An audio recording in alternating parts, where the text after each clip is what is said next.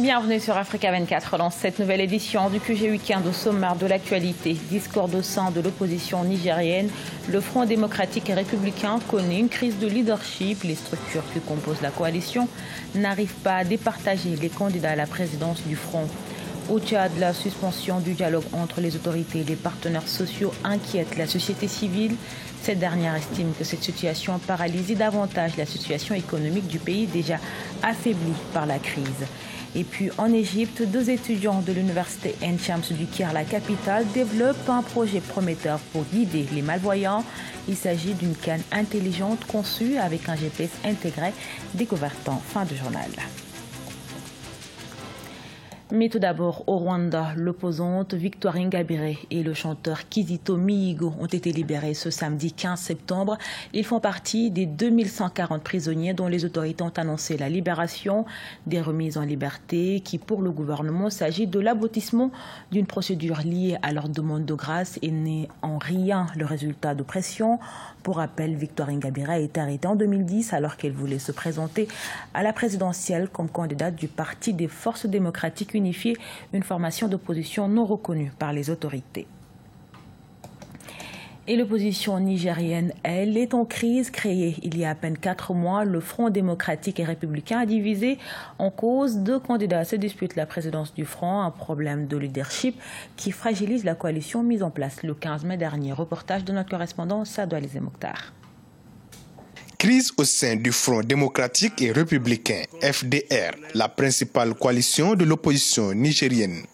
À l'origine de la discorde, le leadership du Front qui réunit structures politiques et de la société civile. Les différentes structures composant le Front n'arrivent pas à s'entendre sur qui de Mahaman Ousmane ou de Amadou Boubacar Sissé pour occuper la présidence du FDR.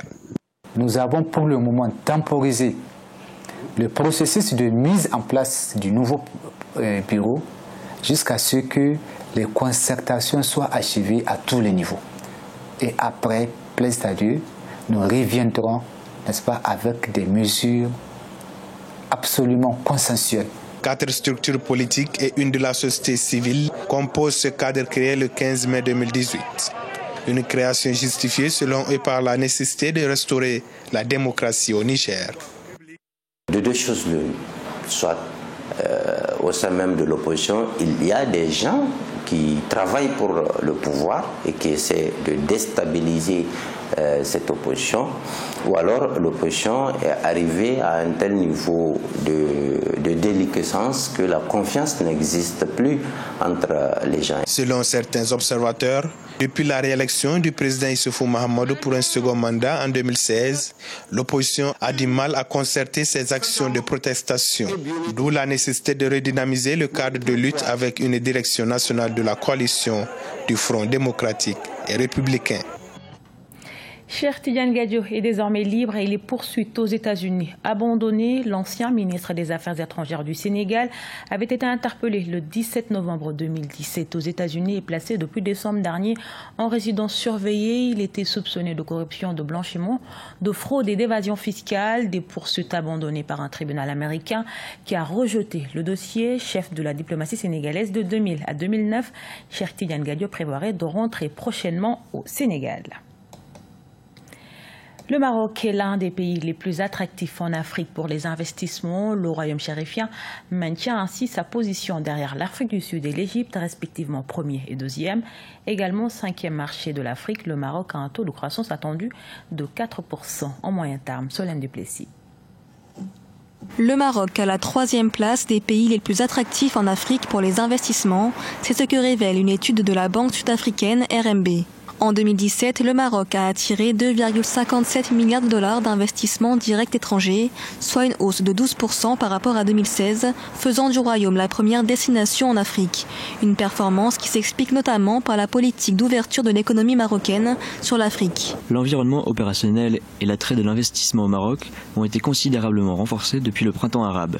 mais également depuis le retour du Royaume à l'Union africaine et son projet d'intégration à la CEDEAO. Le Maroc, qui reste toutefois devancé par l'Égypte et l'Afrique du Sud, possède de nombreux atouts qui favorisent les investissements, à savoir un environnement des affaires favorable et un taux de croissance qui devrait s'établir à 4% à moyen terme. Les investissements se concentrent notamment vers les secteurs de l'énergie, des infrastructures, du tourisme et des nouvelles technologies. Le taux de croissance, la stabilité de la devise nationale, les échanges qui ne sont pas déséquilibrés, tout ceci ne peut avoir lieu que si le pays s'intègre et échange de plus en plus avec un ensemble d'autres pays africains à côté. En contrepartie, le Maroc est le deuxième investisseur sur le continent africain après l'Afrique du Sud. Le stock des investissements directs marocains sur le continent a dépassé les 4,5 milliards de dollars, soit plus de 90% des investissements marocains étrangers. La société civile s'invite dans la crise entre le gouvernement et les partenaires sociaux au Tchad. Elle appelle les deux parties à reprendre le dialogue suspendu depuis plusieurs mois. Cette situation qui paralyse le secteur public fait suite à des mesures d'austérité, notamment la réduction de 50% des primes à indemnités imposées par le gouvernement. Reportage de notre correspondant Mohamed Ramadan.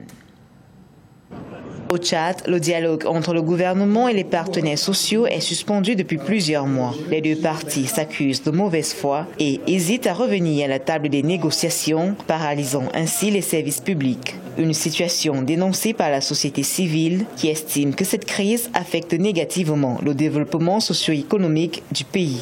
Le gouvernement et les syndicalistes de se retrouver, de faire l'état des lieux afin de faire une sortie de crise. Sinon, franchement, le pays va continuer à être paralysé et c'est la population qui va souffrir davantage.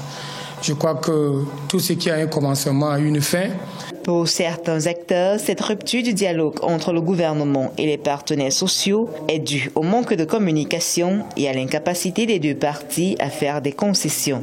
Le dialogue est une arme puissante. Toutes les guerres finissent autour d'une table de négociation avec le dialogue. Et en dialoguant, on trouve toujours des solutions. Si chacun lâche du lest. Mais ce qui a manqué, je pense, c'est la communication entre les deux parties. Pour rappel, les syndicats des travailleurs du secteur public revendiquent depuis janvier 2018 le paiement de leur salaire intégral et le remboursement de leurs primes et indemnités réduites de 50% depuis mars 2016. Également dans l'actualité, cette innovation 100% égyptienne, deux étudiants de l'université Ain Shams du Caire, la capitale, ont développé une canne intelligente conçue avec un GPS intégré. L'outil est destiné aux personnes malvoyantes et leur offre la possibilité de se déplacer en toute sécurité et de manière plus indépendante. Découverte avec Sharon Kamara. En Égypte, les personnes souffrant d'une déficience visuelle pourraient bientôt avoir un moyen de se frayer un chemin dans les rues. Deux lycéens de l'université Ain Shams du Caire ont développé une canne intelligente dotée d'un GPS d'une taille et d'une forme similaires aux cannes traditionnelles. L'outil intègre une programmation logicielle visant à améliorer l'expérience globale de l'utilisateur. Les caractéristiques de cet outil sont uniques par rapport à d'autres, car il est équipé d'un système GPS et il dispose également de capteurs qui se déplacent de 180 degrés dans toutes les directions. Il y a aussi des options d'appel et de messagerie afin que leurs soignants puissent les trouver facilement. Le GPS permet aux soignants de suivre l'utilisateur en utilisant une application. L'utilisateur pourra également appeler ses soignants à l'aide des boutons disponibles sur la clé. Équipée de capteurs et d'un système de repérage par GPS, la canne intelligente offre aux utilisateurs la possibilité de se déplacer en toute sécurité et de manière plus indépendante. Les capteurs sont connectés à un casque et servent de guide aux utilisateurs, les alertant de tout obstacle sur leur chemin. Si un danger apparaît, les capteurs transmettent le message à l'utilisateur en temps réel en détaillant l'emplacement de l'objet. J'étais bien sûr très inquiet d'utiliser le bâton parce que je ne suis pas habitué et que je ne suis pas aveugle. Mais une fois que je me suis mis à la place de quelqu'un qui ne voit pas bien et que j'ai utilisé le bâton, j'ai trouvé que cela fonctionnait bien.